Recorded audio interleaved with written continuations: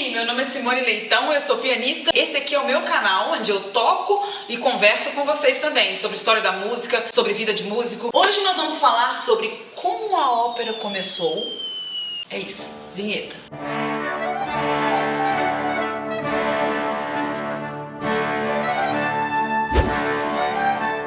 Mas antes de continuar, eu queria falar com você. Aperta esse botãozinho aí, se inscreva, passa pra frente, curta. É bom ouvir um pouquinho antes de curtir, né? Mas ó, se engaje, porque é importante pra todos nós. A ópera é o único gênero musical, eu acredito que um dos únicos gêneros musicais da história que teve uma data de nascimento. Nasceu num local, teve pai, mãe. Foi um gênero musical que não foi uma coisa que aconteceu. Ela nasceu num lugar específico. E essa história que eu vou contar pra vocês hoje, tá? Ópera quer dizer obra. Obra em italiano, tá? Por que é importante você saber sobre a ópera? Porque todo mundo acha a ópera uma coisa esquisita. Mas na verdade a ópera só precisa experimentar um pouquinho pra saber. Gente, ninguém nasceu gostando de café preto, não? Pois é, isso sem contar outras coisas, né? Então assim, todo mundo tem que experimentar a ópera na vida pra ver por quê, se deve gostar ou não. Então vamos saber aonde ela nasceu e por que ela nasceu. A ópera está intimamente ligada, ela nasceu exatamente, tá, na última década do século XVI, ou seja, 1590 e alguma coisa. Ela é um resultado de muitos anos de pesquisa, de uma coisa chamada Camerata Fiorentina. Fiorentina porque vem de Florença. Florença porque era lá que tinha dinheiro durante séculos e séculos. Podia acontecer o que fosse na Europa. Florença tinha dinheiro, os Médici tinham dinheiro. Quem eram os Médici? Se você gosta um pouquinho de arquitetura, de história, de pintura, de escultura, de música, de arte, de dinheiro, de que mais? Do que for, você já esbarrou na família Médici em algum momento na sua vida. Os Médici eram médicos, por isso chama Medici, porque eram médicos em italiano. Eles eram médicos antes de serem banqueiros. No final do século XIV, 1370 alguma coisa, Giovanni de Medici, que foi o primeiro Medici a virar banqueiro, começou a emprestar dinheiro, aquela coisa toda, não vou contar essa história. Bom, basicamente o filho dele, Cosimo de Medici, foi o grande patriarca da família. Pra você ter uma ideia, sabe Lorenzo, que esse aqui, que tá aqui, ó. Lorenzo de Medici foi o grande patrocinador do quê? Da Renascença, né? Ele que patrocinou Botticelli e tudo mais, e todos os outros, Michelangelo. Pois é, Lorenzo era neto de Cosimo. Em 1439, Cosimo tomou uma decisão na vida dele. Ele sabia que o tempo dele estava acabando e ele falou assim, olha só, a gente fala que isso aqui é uma república, lembrando que Florença era uma república, né? Não tinha rei, tudo era uma república. E quem governava Florença acabava tendo o nome de duque em algum momento. Bom, ele disse assim, nós precisamos saber realmente voltar para os ideais gregos. Mas não é voltar assim, imaginar, pensar, não. A gente tem que resgatar escritos de Platão e traduzir para nossa língua, pra gente entender. Então foi o que ele fez na vida dele. Ele comprou uma vila, colocou um cara lá que não interessa o nome dele, mas ele falou assim, olha, vou investir em você, você vai aprender grego e você vai traduzir tudo que Platão escreveu. Ali ele construiu uma coisa chamada Academia Platônica. A partir dali ele começou a buscar um retorno para um pensamento político como o de Platão. Lembra do homem cívico que a gente falou aqui? Tem um dos vídeos aí que eu falei sobre isso, sobre esse ideal grego. Então esse retorno do grego não era só um retorno de pensamento, era um retorno de estado, de como eram construídas a sociedade, de estética, de beleza, de principalmente, claro, pensamento. Começaram a ter esse lugar de estudo do que era a Grécia. Para você ter uma ideia, isso realmente foi florescer em Florença.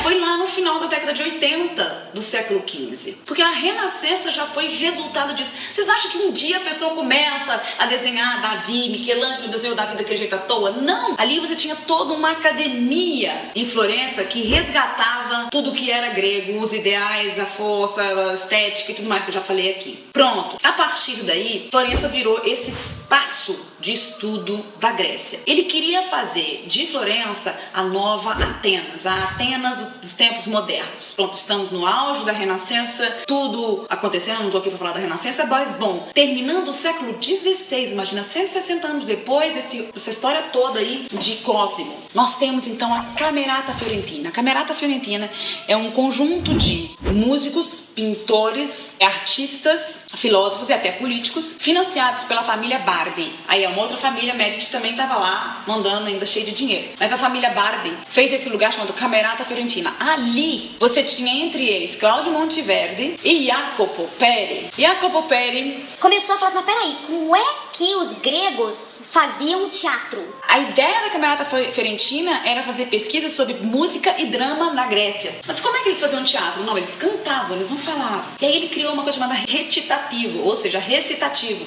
É quase como se fosse um rap na época. On the oak tree, I hope we feel like this forever, forever, forever, ever, forever, ever. Só que com algumas, exatamente um rap, a pessoa não fala, e em algum momento tem acordes pra dar apoio pra fala. Justamente, o recitativo é um pouco assim. E aí ele falou assim, Bom, é assim que nós vamos cantar. E aí você tem duas coisas na ópera. A área que são canções, que todo mundo vai lembrar, e o recitativo, é quando você tá contando a história. Imagina um musical, só que na hora que a pessoa tá falando e não está cantando, ela não está falando só, ela está falando, mas meio cantando. Ela tem entonações de voz que parece que tá cantando. E ali ela também tem todo um acompanhamento musical atrás. I'm sorry, Miss Jackson. Ooh, I am for real.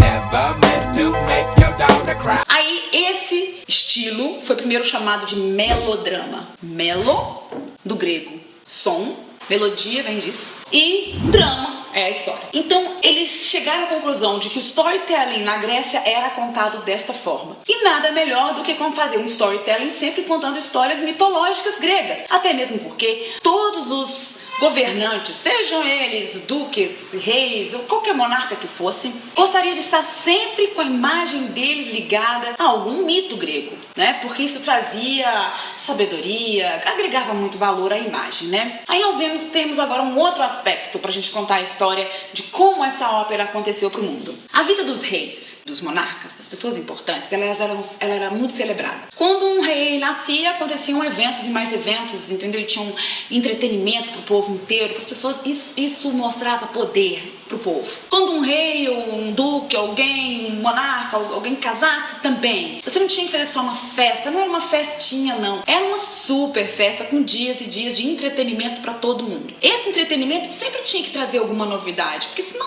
parecia que o cara, poxa, que corte é essa que não me traz novidade nenhuma? As cortes da Renascença tinham, isso era normal, ter muito entretenimento. Bom, aí acontece uma coisa, sabe a França? Pois é, o país França. Os franceses estavam devendo para a família Medici quilos de dinheiros. Muitos dinheiros. Por quê? Porque os franceses estavam naquelas eternas guerras de religiões. Tinha uma parte dos franceses que eram protestantes, outra parte que era católica, eles viviam brigando, e tinha outras guerras e tantas guerras dos franceses, eles viviam devendo aos Medici. Aí, o arquiduque lá, o duque de Médici na época, tinha uma sobrinha chamada Maria, e ele ofereceu Maria para o então rei da França, que foi o único rei protestante que a França teve. Porque eu falei, Anne... falei uma palavra, nada a ver. Combinaram um casamento entre Maria de Médici, a sobrinha dele, com o rei francês Henrique IV. E qual foi o dote dela? Não precisa pagar nenhuma dívida pra nós, tá tudo pago. E ainda leva mais carros e carros de dinheiro. Provavelmente foi o maior dote de toda a história. Não contente com isso, o duque de Médici resolveu fazer 4 dias de festa de casamento, sendo que tinha que ter muito entretenimento. E um dos entretenimentos foi o quê? O melodrama criado em Florença. O melodrama criado por Jacopo Peri. Sim, a primeira ópera aberta para todo mundo. Ele tinha escrito uma outra ópera antes, tá? Que o povo lá em Florença ouviu, que chamava-se Daphne, mas essa ópera se perdeu e tal. O que importa é essa daqui. Chamava-se Eurídice, né? Sabe a história, o mito de Eurídice e Orfeu? Pronto. Como nós estamos falando aqui da galera que tem dinheiro, que tá pagando, que é da família da noiva, então o papel principal era Eurídice. E aí a primeira ópera, o primeiro melodrama foi montado para todo mundo ver e assistir em Florença, patrocinado pelos Médici. É uma forma de mostrar, além do poder que todos esses eventos cheios de entretenimentos traziam para os governantes, porque trazia também o seguinte, um momento de muita articulação política também, né? Esses eventos, eles tinham articulação política, mostravam poder, faziam entretenimento pro povo. Ele não só fez isso, como ele mostrou, olha isso aqui. Isso aqui foi inventado aqui em Florença. Vamos lembrar de Cosmo, que 160 anos atrás nunca imaginava disso, mas se ele não tivesse tido a visão de olhar olhar para a Grécia daquela forma, alguém em algum momento ia fazer. Para nós, hoje, é normal, a gente sabe, pega aí, lê Platão, a República, está escrito em qualquer língua. Você pode ler qualquer filósofo, em qualquer momento, Sêneca, o que for. Mas não, o povo prefere assistir BBB, né? O Brasil tá lascado! Vamos voltar aqui. Nós estamos, então, diante desse grande evento, o casamento de Henrique IV com Maria de Médici, que não durou muito. Mais tarde ele foi assassinado, ela acabou governando e uma série de coisas. E detalhe, tem um detalhe mais interessante, Henrique IV não foi ao casamento, ele mandou alguém representando ele porque ele estava muito ocupado fazendo outras coisas. Não foi no casamento. Ela demorou algumas semanas para conhecer o noivo. Enfim, essa é a história da ópera, que depois foi se desenvolvendo, foi crescendo, teve ligações. Em cada época, cada fase, a ópera foi aumentando, diminuindo de acordo com a história política e social da sociedade. Ópera é a mãe do teatro musical. Você ama teatro musical? Não existiria se não tivesse assistido a ópera antes. Tem outra coisa. A ópera que é considerada a primeira ópera é Orfeu, de Claudio Monteverdi, que também fazia parte da Camerata Fiorentina. Essa primeira ópera fez muito sucesso, que aconteceu 7 anos depois do Eurídice de Jacopo Peri. Mas eu acho essa história excepcional quando você pensa que partiu de um entretenimento de um casamento. Mas não foi nada sem querer, gente. Foi tudo pensado, foi tudo financiado, foi tudo olhando com bastante estratégia para frente. Você tem alguma pergunta sobre ópera? Você gostaria de saber mais sobre esse assunto? Você gostaria que eu contasse outras histórias? Porque aqui nós falamos de histórias da música. Eu não vou contar a história da música inteira, eu conto histórias da música. Uma das histórias da música é essa, como a ópera foi inventada. Um beijo grande e a gente segue junto.